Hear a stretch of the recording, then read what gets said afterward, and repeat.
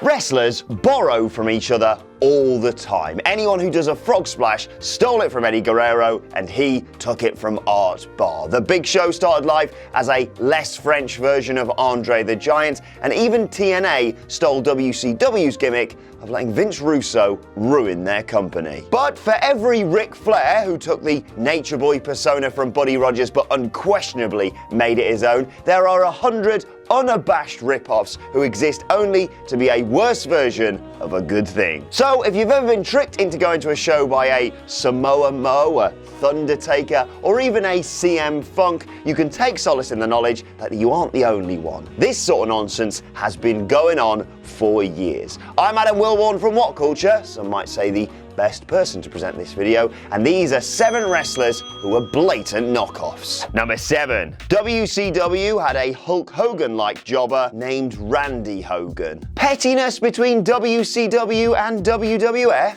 Surely not. Yes, in the late 80s, WCW decided to fight back against WWF's iconic megastar Hulk Hogan with a knockoff that looked like your weird uncle cosplaying as the WWF champion. Basically, if you tried to make Hulk Hogan in the creator wrestler mode but then just left on a load of the default settings, you get Randy Hogan. He was seemingly only on the roster so WCW management could watch Hogan job out to their top stars like Vader and Sting. Randy Mania would continue to run mild over WCW until 1994. Coincidence this, shortly before the Hulkster himself signed with the promotion. Sadly, this meant we never got to see Hogan versus Hogan headline Starrcade in a match that would surely have made WCW hundreds of dollars. Number 6. The Powers of Pain were knockoffs of knockoffs. The Powers of Pain debuted in 1987, and with their face paint, burly physiques and dystopian desert wasteland look, it was clear they'd lifted their entire gimmick wholesale from fellow NWA tag team The Road Warriors, who'd stolen their gimmick from Mad Max 2, The Road Warrior, even down to the team name. In other words, the Powers of Pain were knockoffs of knockoffs. As an interesting postscript, the Ascension have been compared to the Powers of Pain since they began floundering on the main roster, effectively making them knockoffs of knockoffs of knockoffs. Sorry, lads. Number 5. John Cena was ripped off by John Cena. After his son started collecting WWE championships for fun, John Cena Sr. began making appearances on the New England independent circuit as John Cena. Oh God, he's even worse than Zack Ryder's dad, isn't he? While it is hard to argue that the man shouldn't be allowed to use his own legal name, come on. If you are a wrestling promoter and you say that John Cena is going to appear, people will expect Big Match John, not his 70-something father who might genuinely not be able to see you. Just remember this fiasco the next time you roll your eyes at one of your dad's bad jokes. It could be a lot worse. Number 4. ASYA was a transparent WCW clone of CHYNA. Christy Wolf was a female bodybuilder who debuted as Ric Flair's burly nurse named Double D, a play on Arn Anderson's Double A nickname because wrestling was f***ing stupid in 1999. Thankfully, none of that nonsense today, eh? CHYNA and Wolf had tons of similarities. They were both female bodybuilders. And actually, yeah, that is literally it. But it was close enough for WCW. Wolf was renamed ASYA because, and this is absolutely true, ASYA is bigger than CHYNA. And WCW hoped fans would consider her superior to CHYNA as a result.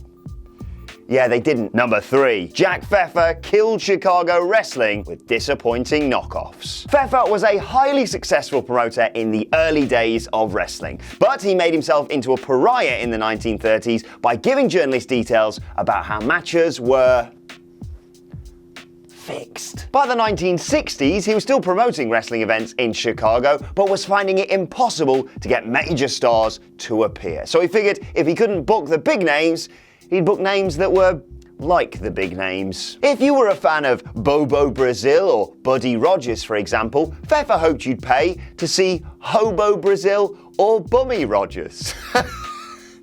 He even promoted a guy named Bruno Sammartino. A name so similar to the real thing, you probably had to listen twice to make sure you heard it right. Unsurprisingly, Chicago fans grew tired of PFEFER's antics, and it was years before wrestling became profitable in the second city again. Number 2. Dick Foley incurred the wrath of Mick Foley. In the early 2010s, fans in the Carolinas region were excited to see that beloved WWE Hall of Famer Mick Foley would be appearing for some local promotions. This excitement turned to confusion and eventually outrage when they arrived at these shows and realized it wasn't Mick Foley, but Dick Foley, an unknown indie wrestler copying Mick's gimmick and appearance. As if that wasn't bad enough, the no-name promotions this cactus hack was appearing for weren't above taking advantage of their fans either, releasing YouTube videos entitled "Foley is Coming," neglecting to mention the fact they meant Dick. Enough fans were disappointed by this seventh-rate knockoff that Mick Foley actually commented about it on his Facebook page, lamenting that it was hurting his reputation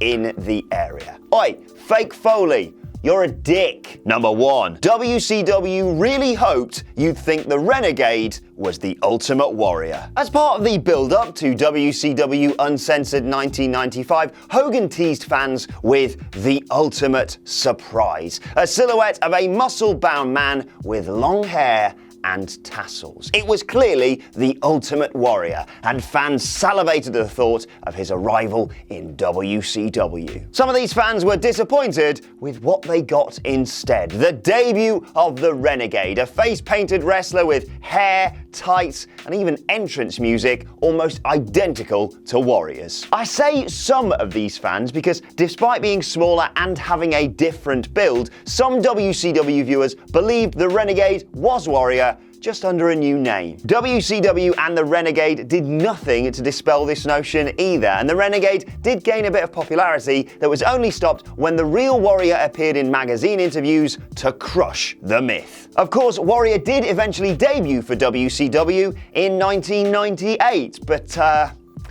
yeah, let's just say this is the one instance where the knockoff was actually less disappointing than the real thing. And that's our list. Did we miss any out? Let us know in the comment section below, and don't forget to like, share, and subscribe. And if you haven't done so already, make sure you subscribe to What Culture Wrestling on iTunes for weekly podcasts and big wrestler interviews. Thanks for watching. I've been Adam from What Culture, and I'll see you soon.